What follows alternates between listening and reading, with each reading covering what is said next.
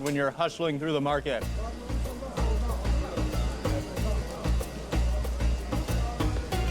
Teşekkür. Thank you very much. That was so good. And today is a super, very rainy and wet day in Istanbul. So actually, it's a good day to step inside of the market from here.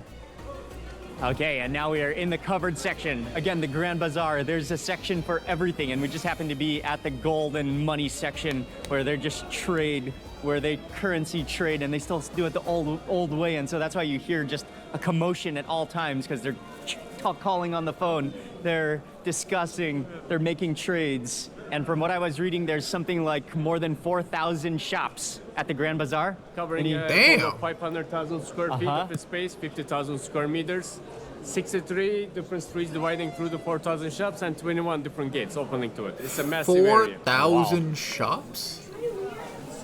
How fucking big is that? Like you probably know, tea is a huge part of Turkish culture.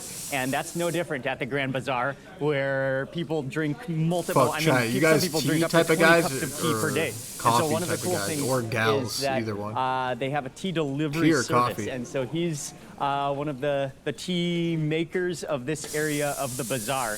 He has like a dozen different phones that people can just ring him up and order tea. He has an intercom, and then there's guys that with trays, like tea runners. So he makes the teas, and then they just run it to the market, people in the market. And this is mostly for the local employees as well as the shop owners throughout the market. I think tea and coffee is like hella healthy for you.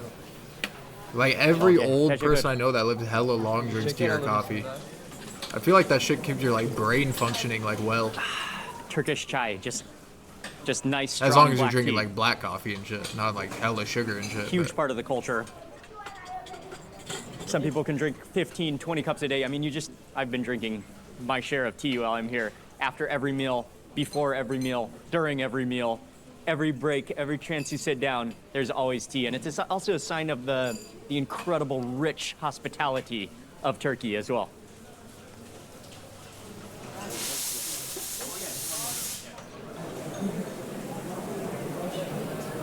Micah, don't you like this market? It's amazing, huh? But coffee is so processed. What? Like it's just beans. Walking through this market That's is like not saying only about the eating shopping beef and the is experience, processed but because it's you're about like the immense killing the history. cow and then just cutting the walking cow through up these is a lanes, process. It's hundreds like of years you're old, processing that the things cow. have been traded and Everything shopped is for processed hundreds then. of years. Hey, how are you? Spices, flowers, perfumes, handbags. You could just watch his designer wear. Wait. It's just a never-ending Wait, hold on. plethora of visual history and overdose of senses and everything, and the Mike just asked me to play now at 6:50 a.m. stop flow of people is also what makes it just always fascinating. We're gonna walk through what Ur says is the oldest part of the bazaar. So this is the part that dates back like to the 500 years ago or so. Exactly. 1461. Yeah, 560 years ago. Okay, this is the section especially. The copper works, the jewelry making, lots and lots of jewelry and gold and you can see that this area has a different style roof. What?